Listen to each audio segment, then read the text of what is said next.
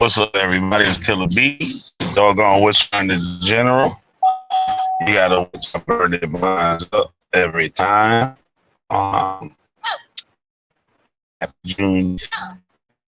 Um, I just wanted to hop on here this morning, share a little bit of information. Hope I can remember it all correctly. I can't share here. The use.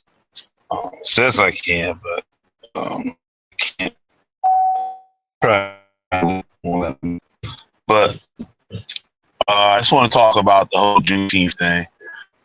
When about 250,000 slaves were notified that their freedom was cheated and that they should have been released above 2,000 years marched into the state of Texas and freed those slaves in that state. By General Gordon, I believe his name was.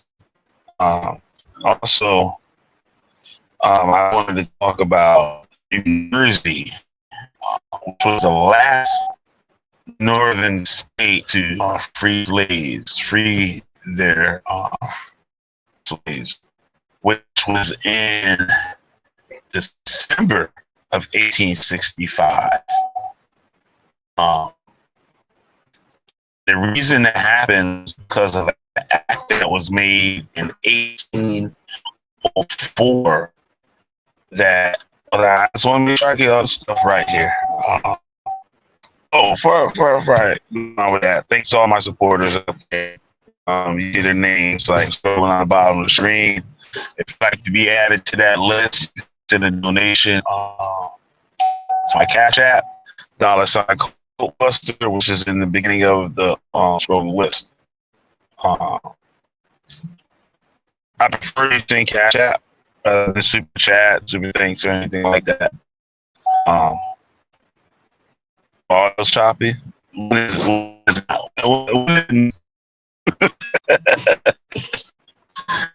right, hold on. Let's see it. Straighten this thing up. Yeah.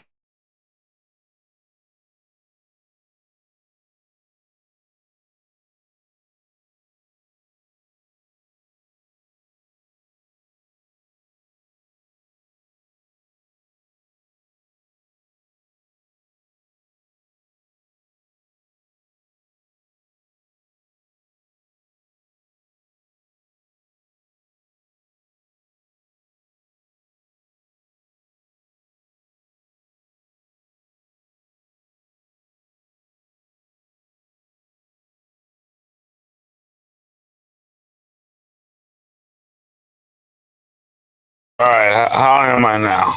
Is it any better now? Let me know. What about now?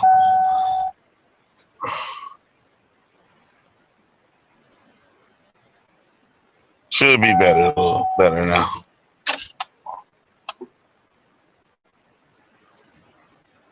Just let me know.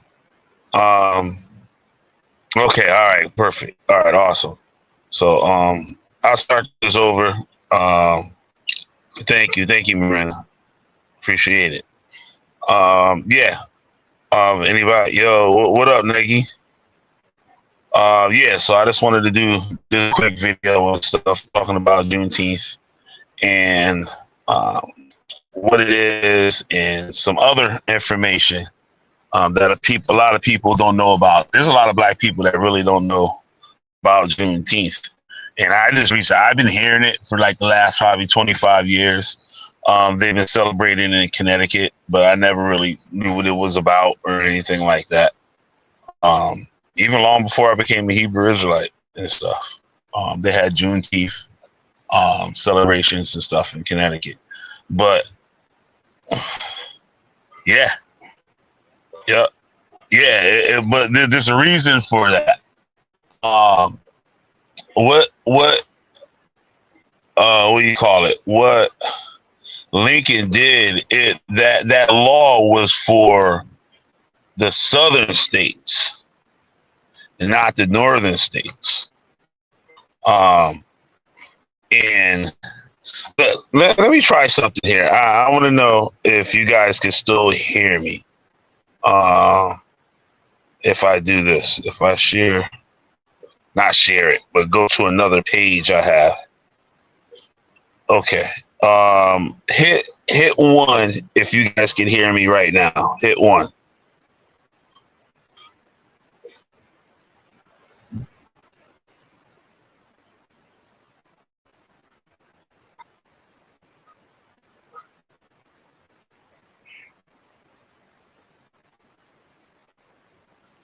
All right. Follow directions, Neggy.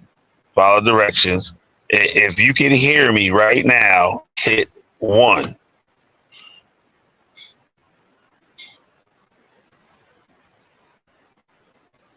Okay, cool. So now I can go to another page and I can read this information to you. All right, cool. You gotta get Niggy on board here.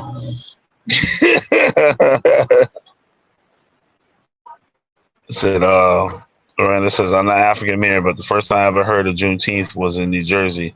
The men that work for the city have a huge celebration every year. Yeah. Yep. Okay, let me read this thing here. Well, first of all, Juneteenth was okay, it talks about it in here anyway. So, okay, let me just read this. New Jersey, the last northern state to end slavery. By Noel Lorraine Williams, Director of African American History Program and the New Jersey Historical Commission.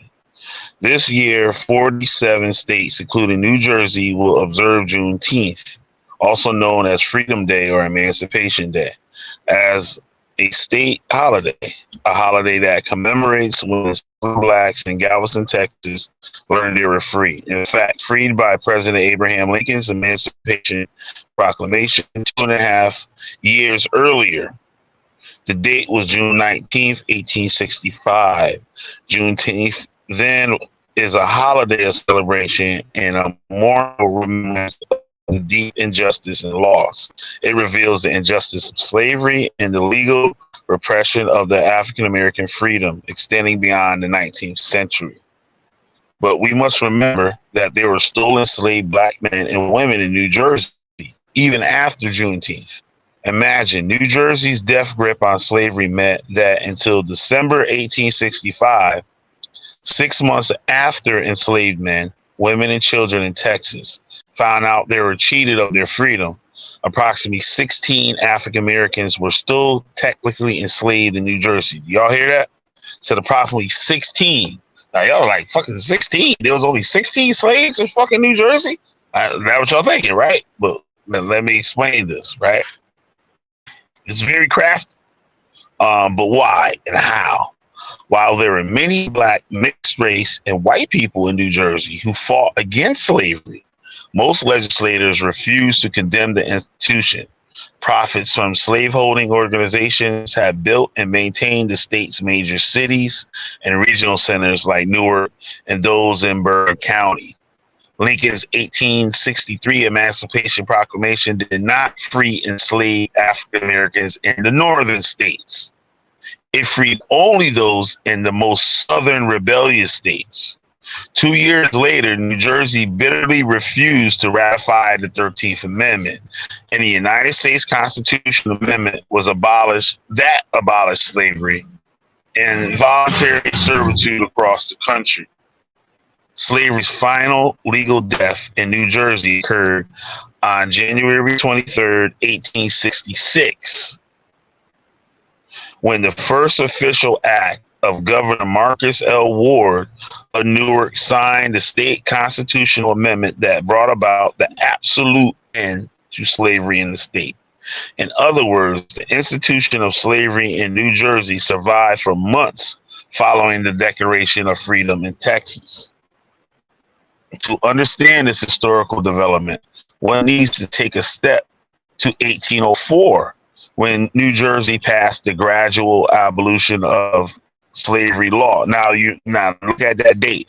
You remember, if people that watch me a lot, y'all know I always say that the importation of slaves into the United States were banned around 1802. The act was brought in in 1802, but wasn't passed until 1804. So as of 1804, there were no legal importation of slaves into the United States of America. When New Jersey passed its gradual abolition of slavery, I'm sorry, let me read back here. One needs to take a step back to 1804 when New Jersey passed its gradual abolition of slavery law, an act that delayed the end of slavery in the state for decades.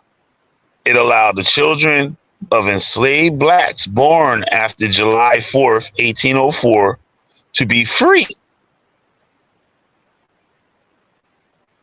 So if you had a child after July 4th, 1804, that would be a free person, right? But if you were born before that, say like you was born July 2nd of 1804, and your parents are slaves, guess what? You're a slave also. Till your death. If you're born July 4th, 1804, you're a free person. To be free only after they attain. Okay. I'll miscorrect. I gotta be correct myself here. It says to be free only after they attain the age of 21. So if they were born after that and their parents are slaves, that means they will be a slave only until they're 21. For women and 25, their family and everyone else near and dear to them, however, remain enslaved until they die or attain freedom by running away or waiting to be freed. In a period when the average life expectancy was 40 years old, the 1804 law essentially took more than half of these people to satisfy the economic and political demand of New Jersey enslavers. In essence, Juneteenth not only marks the day African Americans in Texas realized they had been robbed for 2 years of their freedom following the Emancipation Proclamation, it also commemorates all of our ancestors in New Jersey who were the last blacks in the North to be ensnared in that bloody institution. So that's some interesting stuff right there. Galveston is a place I live in and heard a lot about it. Oh, I didn't know that, nigga.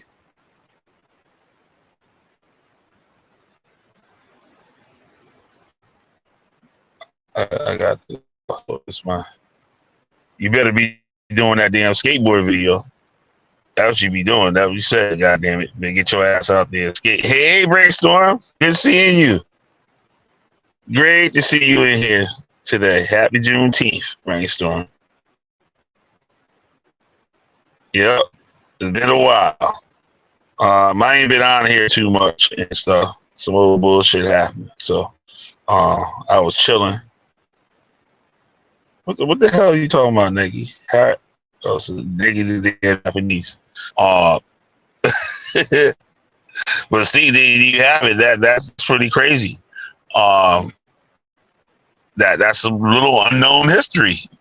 So that's kind of neat. So like if you were born after July 4th, 1804, in New Jersey, you will be a slave until you're 21 for women and 25 for men. That's pretty heavy right there. So that means if you had a kid before you're 21, that child would be a slave. But if you had a kid after you're 21, that child would be a free person. That's pretty deep. Goddamn niggas in they goddamn music, goddamn. I heard that shit, but yeah, that's interesting. I just learned that, so I wanted to share that with you guys. Yeah, that's pretty deep. Oh wow. That's cool. Well, happy birthday, little man. Happy birthday, little man. That's cool. This boy is turned 5 years old. You should already know what I'm about to say and shit. I got something for him. I got something for him and stuff. I've been thinking about him the last probably last month. I've been thinking about him. Dang, you stupid. I remember you saying Joe. No, that was my father used to say and shit. Turn that goddamn jungle music off and shit. Take your ass back to Africa. You will listen to that shit. But anyway, but yeah, they got a skateboard and he skate that motherfucker yet and shit. They got me mad about that shit. Make the goddamn skateboard video. Talking about you'll wait till his day off. Well, the day you damn day off.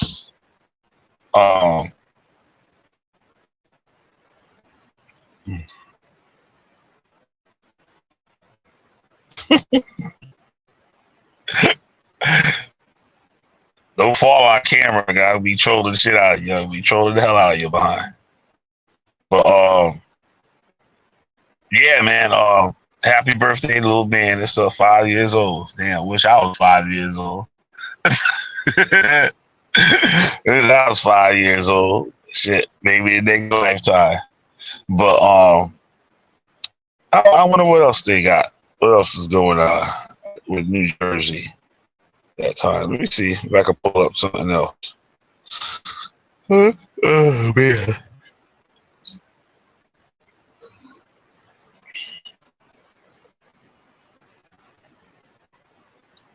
Oh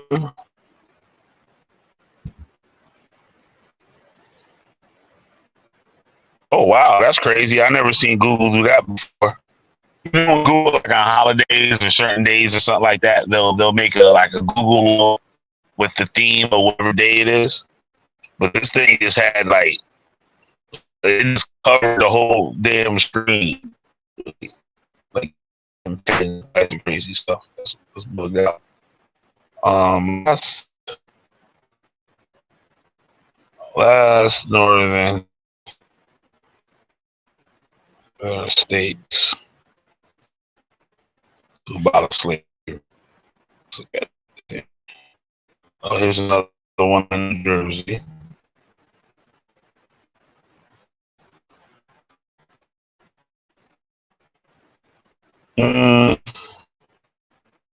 So, like in the 1860, there were only 16 people left in New Jersey that were slaves. That's weird, right?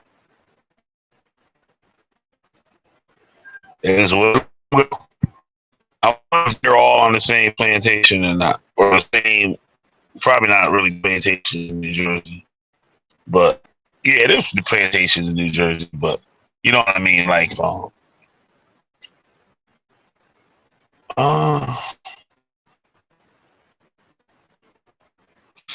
Well, they did try to say a gradual, but they said the reason why they didn't just end it was like the reason I said before, like you couldn't just take these people's what was considered property at that time. You know what I mean? And it drove the economy of the state. So there would be a lot of things happening within the state that would cause, I guess, a lot of conflict. It would cause a lot of economical problems and stuff like that. So it had to be gradually abolished. So it wasn't just like, hell no, we ain't letting these niggas go. But it was just like something like, yo, this is what it is. So this is what we're gonna do. Like all the people that's born after this date, you know what I mean? They're gonna be free when they turn 21. So that means all the parents of these people, they're still gonna be slaves until, you know what I mean, their death or their brought their freedom or let go.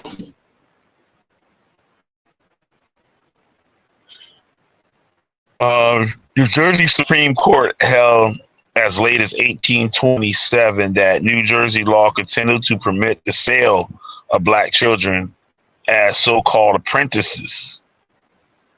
In Ogden versus Price, the New Jersey Supreme Court upheld the sale of a 13-year-old black girl, despite language in the 1804 providing that apprentice was subject to assignment, but not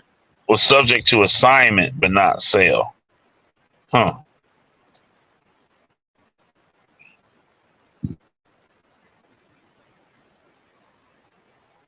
Wow. To address the protests of enslavers who claimed to be concerned that they would have to support children of enslaved people who eventually would become free. Oh, wow, that's deep. To address the protests of enslavers who claimed to be concerned that they would have to support children of enslaved people who eventually would become free, the statute authorized enslavers to break apart families and abandon children of enslaved people to the state once they were more than 12 months old. These children were then bound out to work as apprentices, often to the same enslaver who abandoned them, while the state paid for maintenance. Wow, that's hell, man. So, in other words, if you had slaves and the slaves had kids, the enslavers were mad. The enslavers were mad that the slavers were mad that they would have to support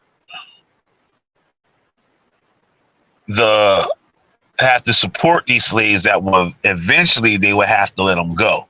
So if this slave, so he would have to care for this slave for 21 years as a woman, 25 as a man.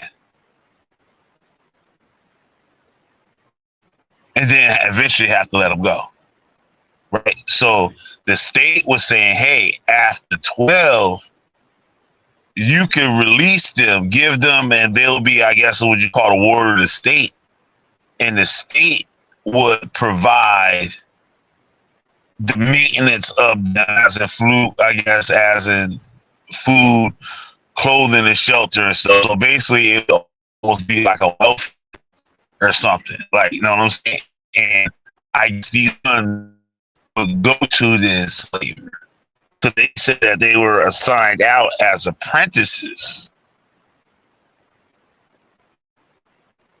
So those children's slaves will eventually be funded by the state. Huh.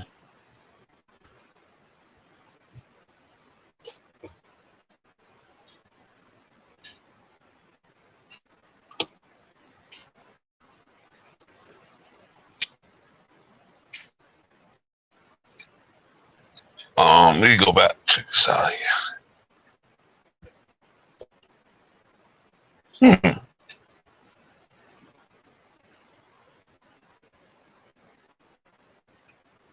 So the law providing that an apprentice was subject to assignment but not sale.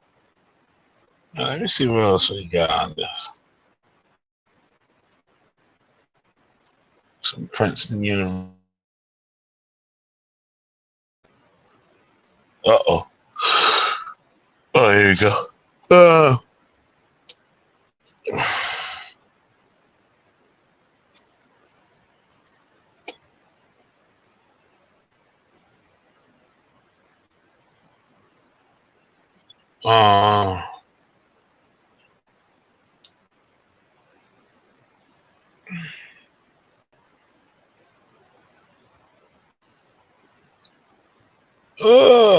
Colonial period. Originally settled by the Swedish and Dutch as part of the New Netherlands before the English conquered the colony in 1664. New Jersey's population was also including enslaved Africans from its founding. The exact date when enslaved people first arrived in New Jersey is unknown, but it's likely before 1664, as a law passed that year counted servants and slaves as part of the population for the purpose of allocating land to settlers. That's funny to mention the Dutch. There's like a monument in my town where it talks about where the settlers and stuff in the town. What the damn thing was called? I can't think of it right now. It's on the tip of my tongue. But it's a famous place. I wanted to go in there.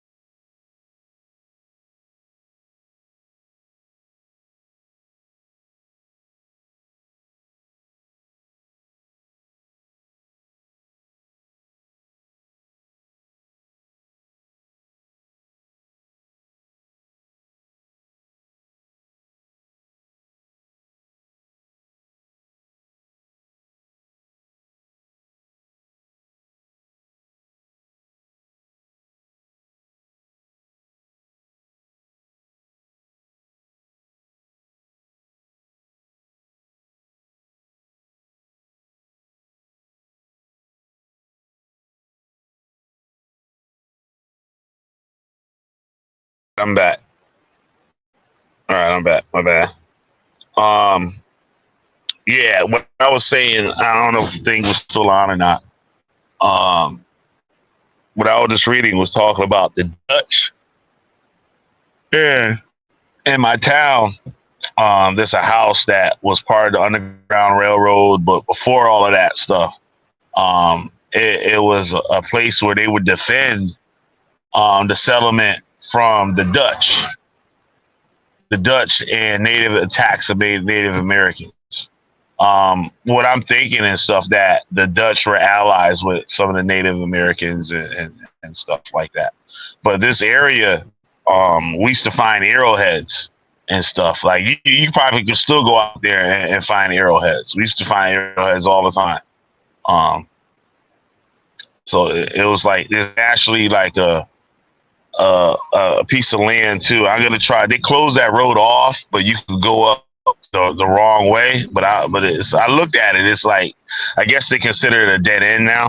But it's called the Phelps Mansion, and there's a lot of paranormal stuff that went on, and people said it was because the location was on an Indian burial ground, and that everybody that lived in this house like died like some crazy, mysterious, like bugged out death. There's a lot of paranormal stuff going on inside the house.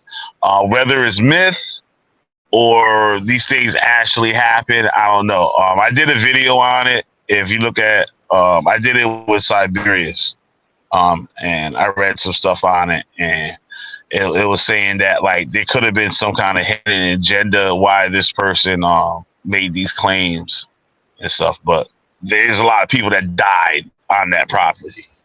And this hill was a place where they defended attacks and stuff from the Dutch and the Native Americans and stuff like that. Later on, this place was actually part of the Underground Railroad, where they had like a hidden tunnel underneath the house where slaves would go and hide, or they could go through the tunnel and come out in a different area in the town and escape. It's pretty interesting. Um, I'm gonna go back to this thing here.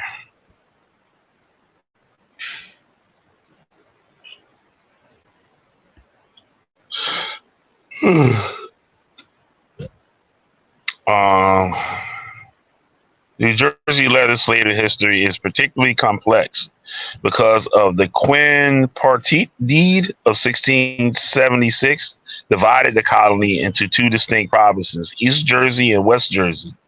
Each province was independently governed and passed laws specific to the region. Most of the major towns were located in East Jersey, while the large plantations worked by slaves and owned by Quakers were found in West Jersey. During this period of geographical division, West Jersey's 1676 charter added a provision that stated, all and every person and persons inhabiting the said province shall, as far as in us lies, be free from oppression and slavery. Other provisions in the charter were directed specifically to servants without specifying race. East Jersey's charter did include any anti-slavery provision, and its legislature maintained a busy schedule regulating slavery. In 1682, East Jersey legislature passed a new law requiring masters to provide sufficient food and clothing to slaves. In 1694, slaves were forbidden to carry guns, own property, or stay in homes without their owner's consent. In 1695, East Jersey also passed a law providing for the establishment of the separate court comprised of two justices of peace and 12 men of the neighborhood to exclusively try and punish slaves who committed felonies and murders. Slaves who stole livestock and other provisions were to be convicted by two justices of the peace with no jury, and their masters was to reimburse the value of the stolen goods as well as pay for the fee for a public whipping of not more than 40 lashes. In 1695, law is significant for setting up a distinct legal apparatus for handling crimes committed by enslaved people. This passage revealed that before 1695, slaves were likely being tried in the same court as free whites, apparently to the dissatisfaction of the authorities and white community members. In 1695, law also marked a turn towards singling out enslaved people for harsher punishment. Since free white men were usually punished with fines and imprisonment, but since enslaved people were likely bereft of property and being imprisoned would have deprived the owner of their service, a different system focusing on corporal punishment was established. Eventually, in 1702, the administrative difficulties of maintaining two distinct provinces led to official unification of the East and West Jersey under a mutual oath of loyalty to Queen Anne. But the cultural division between the two provinces remained, and the legislature alternated where they held their meetings, first in the one province and then in the other. Once unified, the Jerseys produced a comprehensive slave code in 1704 entitled "An Act for Regulating Negro Indian, not Negro Indian, but Negro Indian and mulatto slaves within the province of New Jersey." This act included provisions banning any buying or selling to slaves, and ordered the whipping of any slave found more than 10 miles from their master's home. It also declared that slaves from other provinces present in New Jersey without written license from masters were to be whipped in jail, and Christian baptism would no longer be grounds for emancipation. Wow.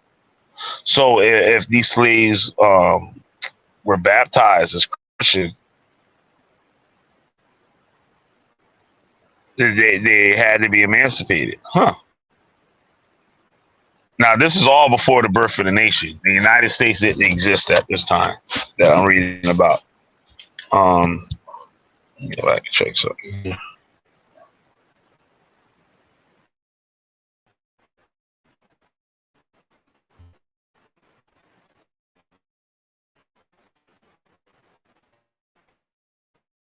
Um,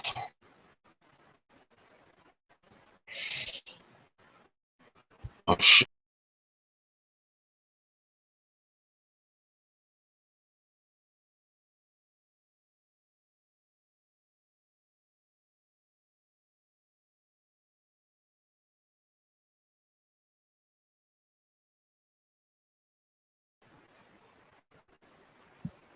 'All right.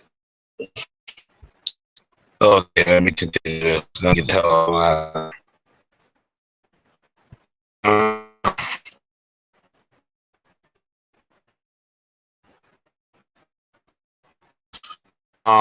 1713 to 14, the slave code was amended to require any master seeking to manumit an enslaved person to pay £200 each year for their support and maintenance. This addition to the law was clearly intended to discourage manumission by making it financially prohibitive. I don't know what manumission means. If somebody know, y'all can put it in the chat. As an unintentional effect, it also galvanized anti-slavery Quakers who were eager to manumit their slaves but could not afford the £200. The new slave code also banned free slaves and their children from holding property. Wow. Effectively denying them the right to vote or to hold office as well. Since the colonial period, these were requisites for suffrage and public office. Taken together, these additional limited the size and political power of New Jersey's free black population. Regarding the slave trade, outside of a small importation tax established in 1713, which expired after 7 years, the importation of slaves remained taxed until 1762. In other northern colonies, some of the important duties was standard in order to regulate the slave trade and ensure an equal ratio of European to African servants as far as possible. 1762 law reinstating an importation act tax was a response to growing Quaker opposition to slave ownership and continued geographic divisions within the state. The Philadelphia Yearly Meeting of the Society of Friends, a Quaker group that included New Jersey, had been attacking the slave trade for some time. 1767, the tax was increased to £10, and 2 years later increased again to £15. Though the cost of importing enslaved people continued to rise, demand did not cease. By the time the American Revolution broke out in 1776, slaves made up about 12% of New Jersey's total population. During the Revolutionary War, the New Jersey legislature, occupied with raising and regulating a militia, participating in the Continental Congress, and recovering from wartime the depredations, passed few laws in addressing slavery, but the Republic ideology of the period did have an effect, albeit short-lived, on the institution. In 1776, a Philadelphia Yearly Meeting banned slave-owning Quakers from becoming members. In 1778, Governor Livingston requested that the New Jersey Assembly provide for the admission of slaves. The Assembly asked that he withdraw his request until the end of the war, which he did. Under the New Jersey State Constitution passed in 1776, aliens, free African Americans, male and female, as well as white women, were given a right to vote. Y'all hear this? This expansion of suffrage remained in effect until 1807 law limited suffrage to free white men with 50 or more pounds of property, a restriction that held until 1875. At the conclusion of the Revolutionary War, the Assembly passed 3 acts freeing individual slaves who had assisted in the war effort: Peter Williams, Negron, and Negro Council. But the war had contributed to a decrease in white laborers and a simultaneous increase made for labor to rebuild homes and restore farms, reminding new white New Jersey residents how dependent they were upon enslaved labor. These effects led to a cooling of anti-slavery sentiment and a return to efforts to ameliorate the conditions of enslaved people rather than emancipate them. I'm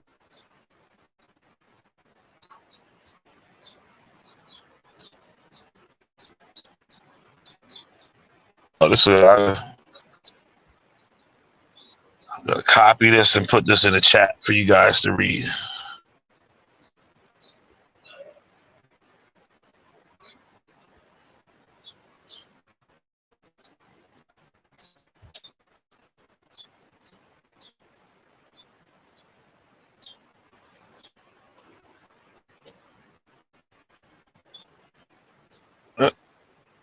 All right, there go the article right there.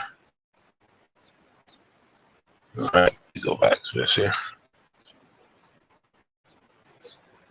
In 1786, the state legislature prohibited bringing slaves who had been imported into the country after 1776 into New Jersey.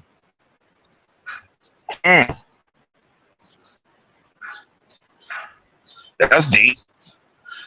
A preamble of this act declared a humanitarian purpose. The principle of justice required that the barbarous custom of bringing unoffending Africans from their native country connections into the state of slavery ought to be discontinued and as soon as possible prevented. The importation restrictions of the act regulated the international slave trade before the ban set in place by the United States Constitution took effect in 1808, but made no prohibition against the thriving interstate slave trade. This trade consisted of masters or slave dealers selling enslaved people to southern states, tearing apart families and local slave communities. 1786 Act also prohibited the abuse of slaves and allowed slaves between the age of 21 and 35 to be manumitted without masters having to pay a large fee. However, it forbade any manumitted slave from other states from traveling to or remaining in New Jersey for an extended period. The prohibited slave manumitted within New Jersey from leaving the state without a certificate from 2 justices of the peace and signature from a court clerk. These restrictions prevented the reunification of families who had been separated and sold apart by domestic slave trade.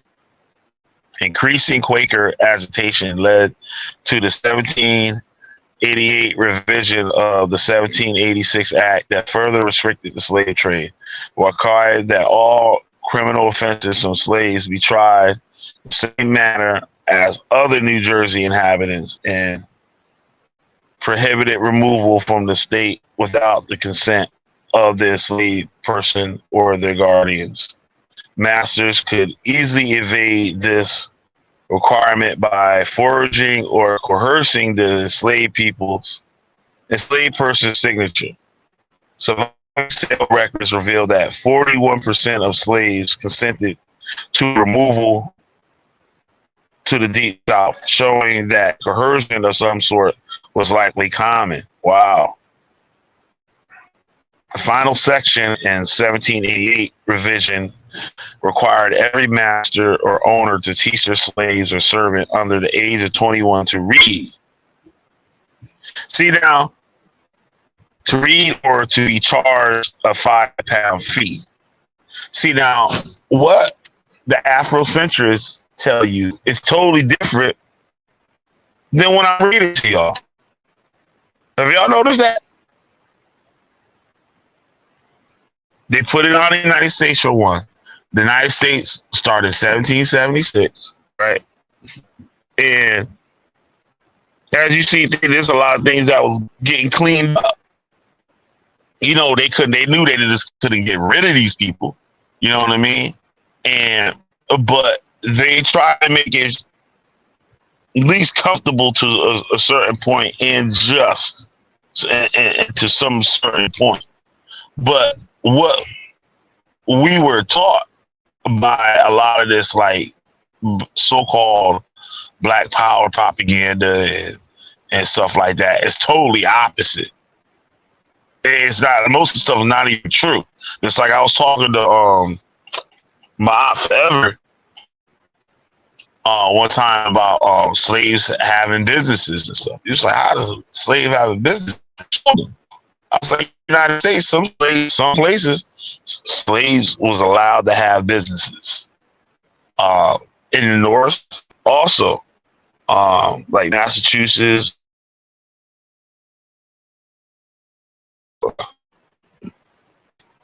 I read some things about slaves actually having like fruit stands, vegetable stands, and stuff. And it's there was this one lady who was a seamstress, and she made dresses and stuff for the governor's wives, and the governor's wives really took a liking to her and helped her buy her freedom and help her start a business, a bigger business. And she moved to a different state, and then got big there, moved somewhere else and stuff. And like, I think she went back and brought the rest of her family or some shit like that too.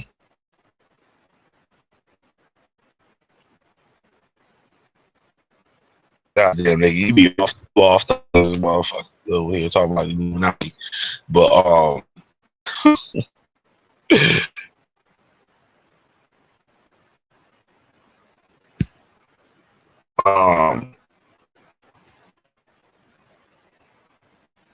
okay, all in all, 1788 revisions illustrate how New Jersey legislators responded to anti-slavery agitation by passing nominally humanitarian legislation that nevertheless allowed masters to continue their practice of breaking apart families or abusing slaves as long as they could afford the small fees.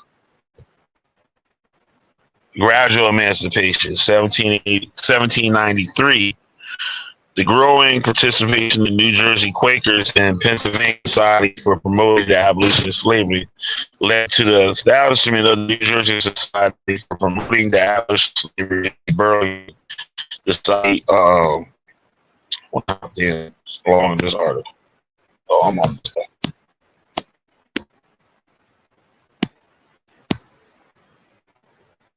one. The society immediately set to work organizing petition campaigns that the state legislature abolish slavery and help free and enslaved African Americans secure their rights to the courts. But Quaker, primarily from old West Jersey province, were opposed to East Jersey residents who formed their own petition campaign. These counter petitions asked the state legislature to prevent the emancipation of slaves by the Supreme Court without the intervention of a jury. The geographical and ideological tension resulted in the 1798 law titled An Act Respecting Slaves. This act was comprised of 13 sections, many of which simply reiterated previous prohibitions, such as those against buying from or selling to a slave without consent of their master, harboring another person's slave, allowing one slave to beg, transporting a slave into the state for the purpose of sale, removing a slave from the state without their permission. For enslaved people, the most relevant section included a requirement that slaves from other states without passes from their masters were to be jailed. That abuse from a slave became a prosecutable crime, and that the maximum age at which that slave could be it was raised to 35 to 40. The section of the act extending the age upward represented a small success of the state abolition society. However, by 1809, the abolition society died out due to lack of public support and the passage of statewide gradual emancipation laws in 1804. The social and economic trends of East and West Jersey helped to explain why New Jersey was the last northern state to abolish slavery. West Jersey was less densely populated, which since much of the land was sandy loam and suited to agriculture, in part because of this lower labor demand. By 1800, only 507 slaves remained in the region. It is important to note that these economic considerations to avoid overemphasizing the religious fervor of benevolence of anti-slavery Quakers. Economic motivation, religious convictions, and West Jersey close ties with anti-slavery societies in Philadelphia combined to create an environment hostile to slavery. In East Jersey, however, enslaved labor was widely used on large plantations and small farms, urban workshops, and especially at ports and docks. Indeed, in places like Bergen and Mammoth County, the number of slaves more than doubled from 1772 to 1800, while the number of slaveholders increased from approximately 3,500 in 1772 to 5,500 in 1800. In addition, the slave population continued to grow through natural increase. In 1804, Gradual Abolition Act was a response to these factors, as well as the product of self-interest political wrangling on the part of the state legislature. Members of the New Jersey Democratic Republican Party supported the abolition bill. Yep. Then the Republicans supported the abolition bill. Well, for y'all people out there, employing Revolutionary War era rhetoric to declare that they were on the side of liberty, while the old Federalist Party was run by elites. These succeeded, and on February 1804, the legislature passed the Act for Gradual Abolition in Slavery. Citizens of Bergen and Morris counties quickly petitioned the legislature to repeal the 1804 Act on the grounds that it was unconstitutional, but their petitions were denied. Comprised of three short sections, the 1804 law declared children born to enslaved women after July 4th, 1804 to be free, but required that they shall remain a servant of the owner of his or her mother and shall continue in such service, if a male, until the age of 25 years, and if a female, until the age of 21 years. The law effectively invalidated partus circuitur ventrem, or the rule that a child's enslaved status followed their mothers. The act itself, however, did not actually emancipate any slave.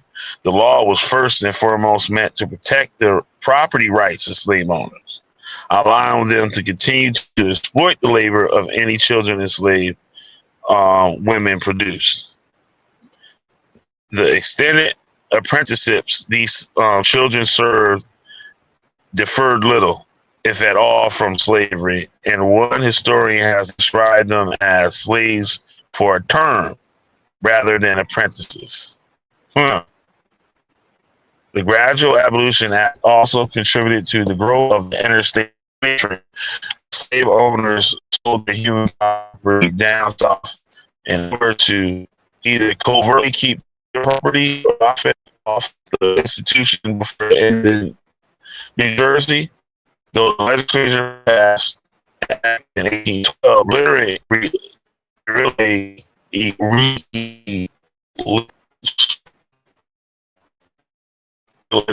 I can't get that word off, that a private examination of slaves by two impartial local officials, usually justices of the least or inferior court judges was required before their removal. It frequently went unheeded. The legislature responded to the wave of slave sales by passing an 1818 law that prohibited the removal outside of New Jersey unless the master had lived in the state for 5 years and planned to move there permanently. The master had obtained a license to carry out the slave, who had to be a legal adult age and give their consent in front of a judge, or the slave was being transported as punishment for a crime. In addition, the 1818 Act outlawed transferring slaves to non-residents. Despite these attempts to limit slave sales, slaveholders continued to find ways to subvert the law, a pattern attested to by 1820 memorial from inhabitants of the Middlesex County who asked for a law to prevent kidnapping and carrying from distinct blacks and other people of color. At this same time, another moderately anti-slavery movement was gaining popularity: African American colonization, seeking to prevent the emergence of a large free population in the United States. The American Colonization Society, founded in 1816 by Princeton alumni, encouraged the immigration of free slaves to a colony in Africa. In 1824, the New Jersey state legislature adopted a resolution in support of colonization. The growing popularity of this movement, along with the continuing illegal sale, and kidnapping of free slaves, illustrates the conservatism of white New Jersey residents. Ultimately, the 1804 Gradual Emancipation Act provided a few protections for freed slaves and left many to labor the bondage for years. God damn, I read this. All right, this is the end of it right here. A couple more paragraphs. Let's see the chat screen.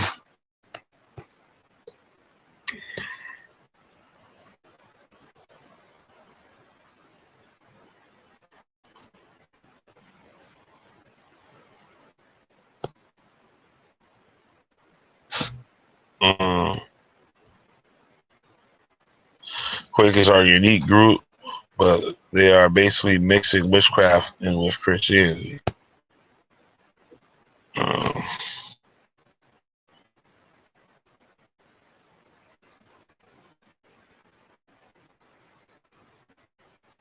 Republicans were very often not on the side of slavery and other racial ideas.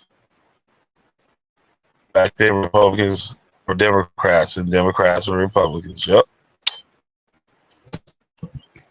All right, we get back to the state so I can get on out of here.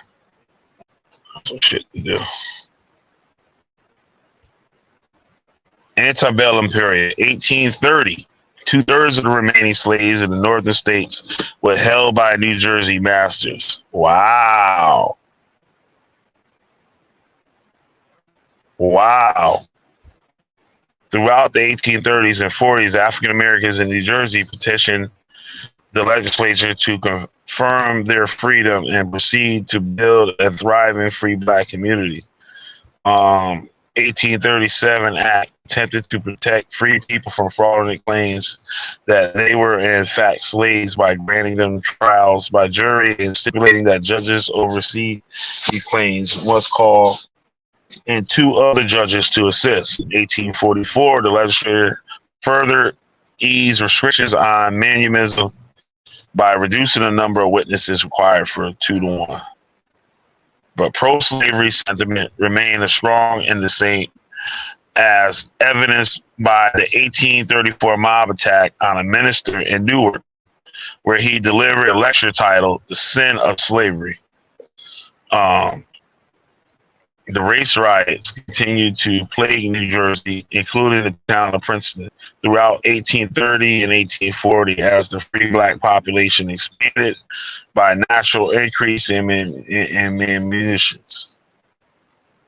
These violent riots and ongoing debates between pro and anti-slavery advocates helped to explain why Chief Justice Hornblower of the New Jersey Supreme Court failed to win support for a cause in the 1844 state constitution that would have made slavery legal.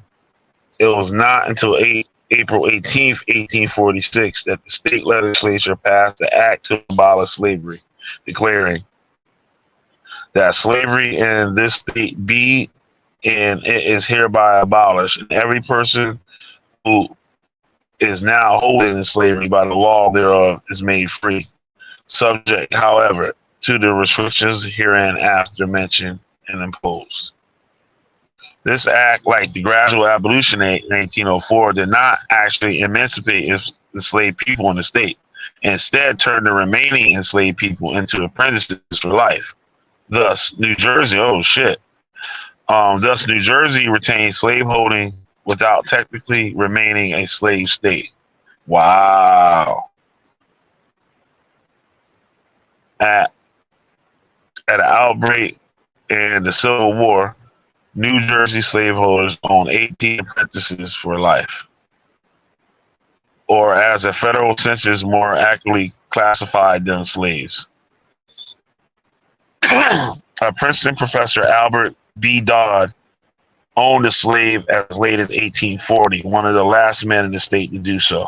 Because of these limitations on emancipation, it was not until the passage of the 13th Amendment in 1865, which New Jersey reluctantly ratified in January 1866, that the remaining 16 slaves in the state were forever freed. There you have it. Hope y'all enjoyed this video.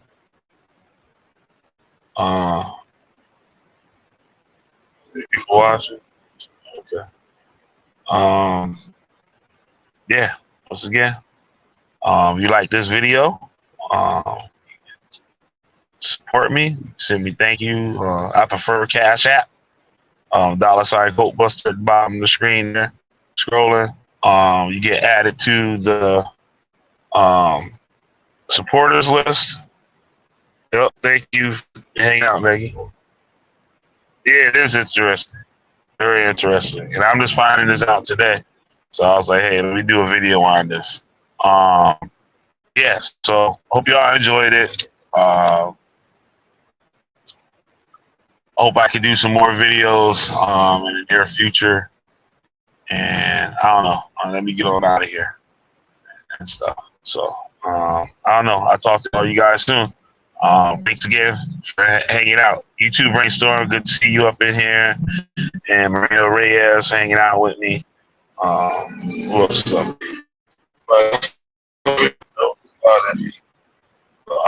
Those of you that wasn't in the chat, thank you for hanging out also. So with that, y'all, I'm up out of here. Killer B the doggone Witchfinder General. You got a witch. I'll burn you up. All right, later.